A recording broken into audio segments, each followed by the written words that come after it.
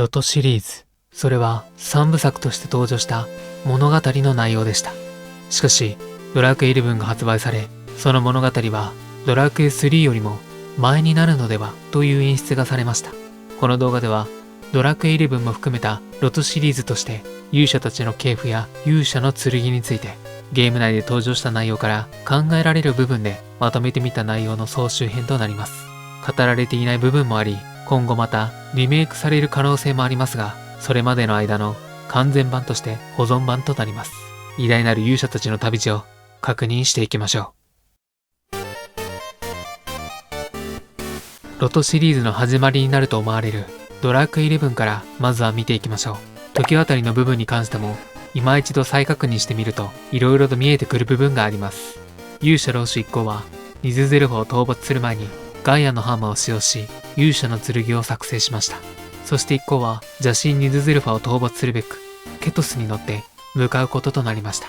邪神ニズゼルファを討伐することに成功しますが、邪神ニズゼルファにとどめを刺そうとするも邪神ニズゼルファの暗躍によりウランの巣が裏切り勇者老主を亡き者にしてしまいます。その後勇者がいなくなったため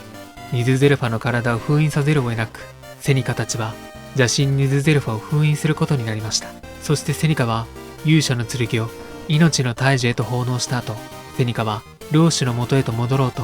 時渡りをしようとしますが、願いは叶わず時の番人となってしまいます。その後勇者11が勇者老主の子孫として旅をしていきますが、ウルノーガの策略により勇者の剣を命の大樹から取ろうとするも勇者の剣は奪われてしまい世界が崩壊してしまいます。そして勇者たち一行は何とか再起することに成功し、宿敵であるウルノーガを討伐するのであった。その後は世界崩壊時に亡くなってしまったベロニカと再会するためにセニカが行った時渡りをしようと時の番人の元へと向かいます。そして命の大樹にあった勇者の剣ではなく、新たに勇者一行が作成した勇者の剣を使用して時のオーブを壊し時渡りをするのでした。この時に作成した勇者の剣は折れて損壊することとなります。勇者11は時渡りに無事に成功し、ベロニカとの再会に安堵します。その後命の大樹へと向かい、勇者11はウルノーガの策略が分かっていたため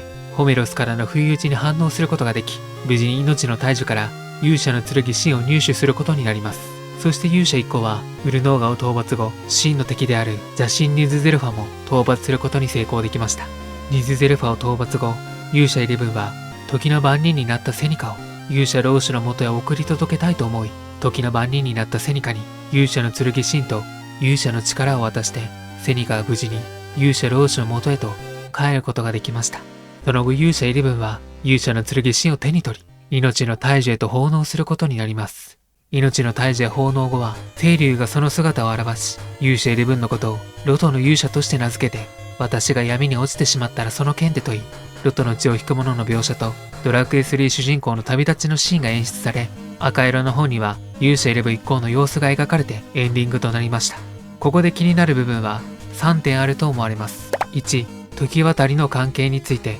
2、勇者の剣について。3、系譜はどのようになったのか。まずは時渡りの関係について。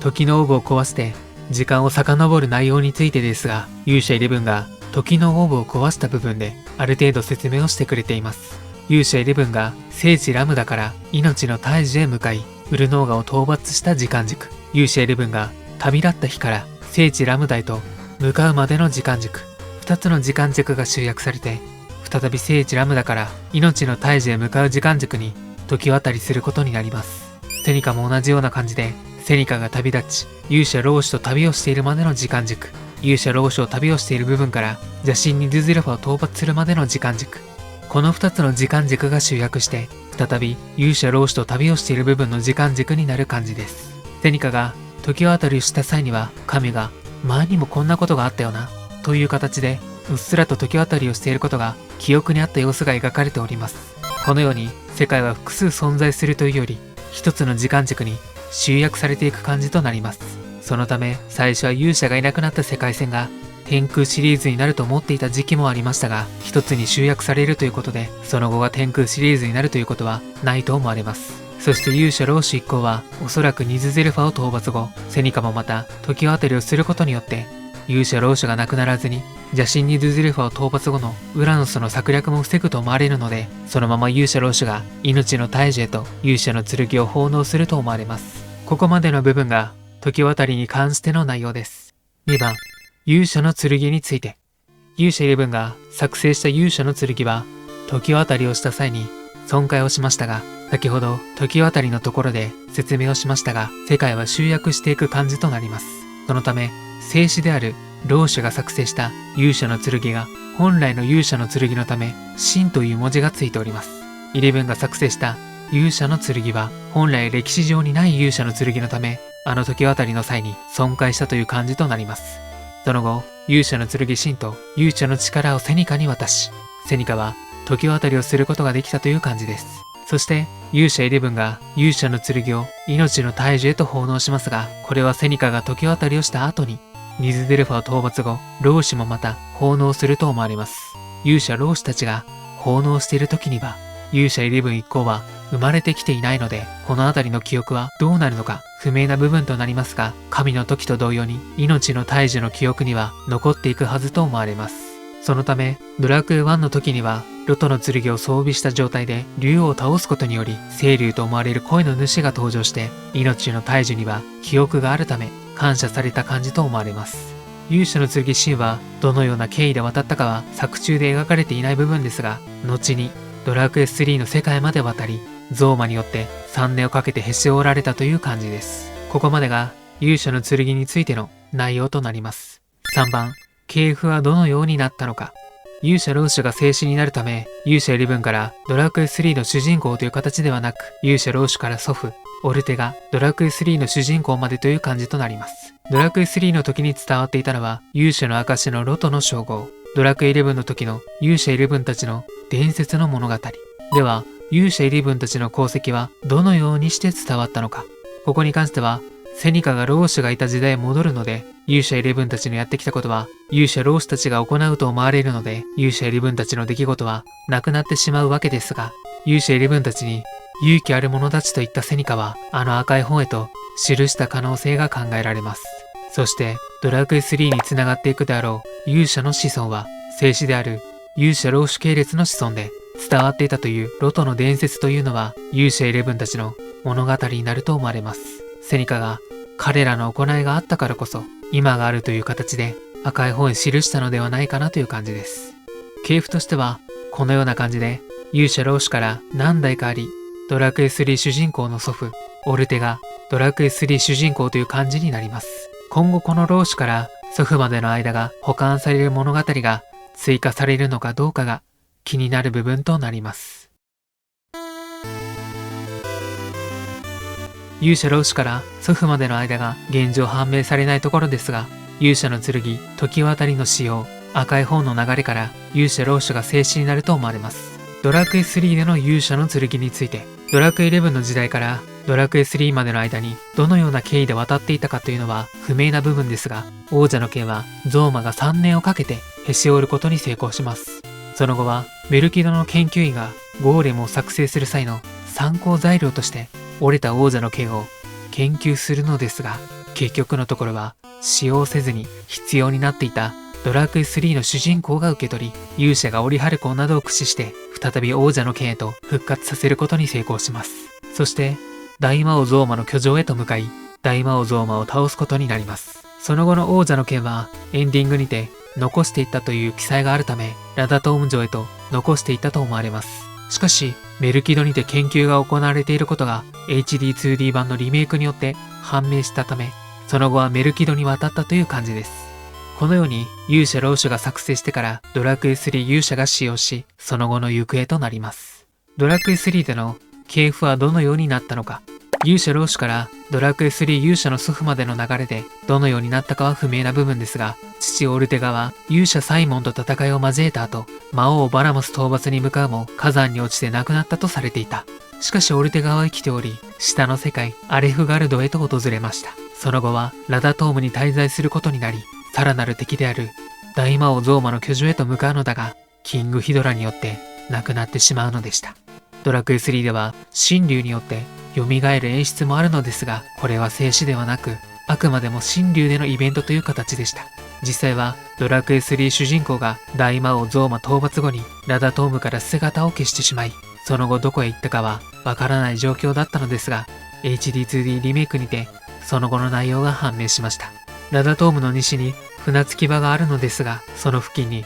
オルテガの墓を建てたことが判明します。そして友人からもらったオルテガの兜を光の兜へと鍛え上げた主人公は、その兜を父の墓へと収めるのでした。この時にアリア藩にいる母に自分は元気でいるということを伝えたい思いを悲しい気持ちで表した部分が HD2D にて判明しました。その後、ドラクエ3主人公が結婚したかどうかは現状演出されてない部分ですので不明となります。しかし、ドラクエ1主人公はドラクエ3主人公の子孫であることは変わりない感じです。ドラクエ2にて勇者の盾を入手する際に勇者の血筋を引いていれば良いという話ではなく、真の勇者たる資格のあるものに明けましょうという言葉が聞けます。もし血縁関係がなかったとしても、その意志と魂と決意、勇者たる資格を持つ者こそが勇者ロトの子孫ということなのだと。そしてその意志を受け継ぎ、妖精の声を聞き届け、駆けつけたのがあのドラクエ1勇者になる感じなのだと思われます。ドラクエ3の時に伝わっていたロトとドラクエ1に伝わっていたロトは違う人物になると思われます。ドラクエ3の時に伝わっていた勇者の証のロトの称号はドラクエ11の時の勇者11たちの伝説の物語。ドラクエ1の時に伝わっていたロトの伝説はドラクエ3の勇者が行ってきた物語の内容になると思われます。ドラクエ1での勇者の剣について、ロトの剣は竜王の城の奥部に刺さっている形になりました。HD2D 版では違った内容になっていましたが、旧作版ではラダトーム城へ竜王が現れてローラ姫をさらっていく部分があります。その際に光の玉も奪っていく部分が描かれており、この時にロトの剣も奪っていた可能性が考えられます。HD2D 版ではドラクエ3にてメルキドへ研究材料として渡ったと思われ、その後魔物の侵攻によりロトの剣は岩泣島の魔物によって竜王の城へと持ち帰ったことが、ローラ姫を抱えたままの状態でロトの剣を入手すると判明します。実際にローラ姫を抱えていない状態だとこの部分はわからない部分になるので面白い点かと思われます。このようにドラクエ3勇者がラダトームへロトの剣を預けた後、メルキドへ研究材料として渡るが、岩泣島の魔物によって竜王の城の奥部へ保管されたという感じとなります。そしてこのロトの剣を装備した状態で竜王を倒すことにより、ドラクエ11に登場した聖竜と思われる声が登場して、よくぞ約束を守ってくれました、ありがとう、勇敢なる光の子よ。このようにドラクエ11の最後の演出にあった私が闇に落ちたらその剣でという部分を果たせたという感じとなります。ドラクエ1での系譜はどのようになったのか、実際にドラクエ3の勇者からドラクエ1勇者までの系譜は描かれておらず、ロトの血を引くものとして登場します。今回 HD2D 版の始まり方ですが、演出の内容がドラクエ11の勇者の時渡りを思わせるような雰囲気の演出で、ここは非常に面白いなと思いました。この間がどのような内容だったかは非常に気になる部分ですが、現状わからない部分となります。そしてドラクエ1主人公はローラ姫と共に新たな自分の国を作っていき、治めていくこととなります。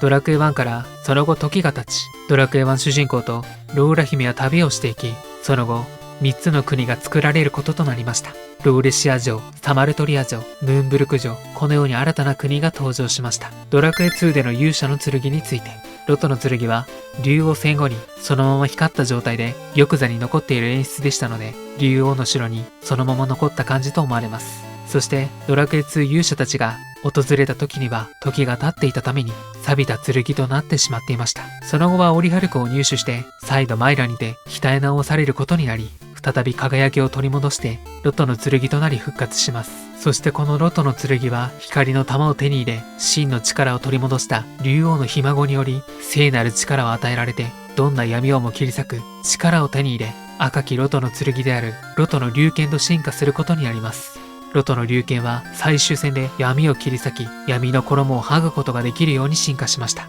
最終的にはドラクエ11の勇者の剣と同様の効果を得た感じとなります。ドラクエ11から始まった勇者老主の勇者の剣は最終的に赤くなり、ロトの龍剣となって同様の効果の剣へと戻りました。そして HD2D 版にて邪神ニズゼルファのような存在が登場します。ハーゴンは竜の女王亡き後にその心を邪神ニズゼルファと思われるものに乗っ取られた可能性があり、邪神を利用して世界そのものを作り変えようと考えたと思われます。ただ単に再び竜の女王に会いたかった。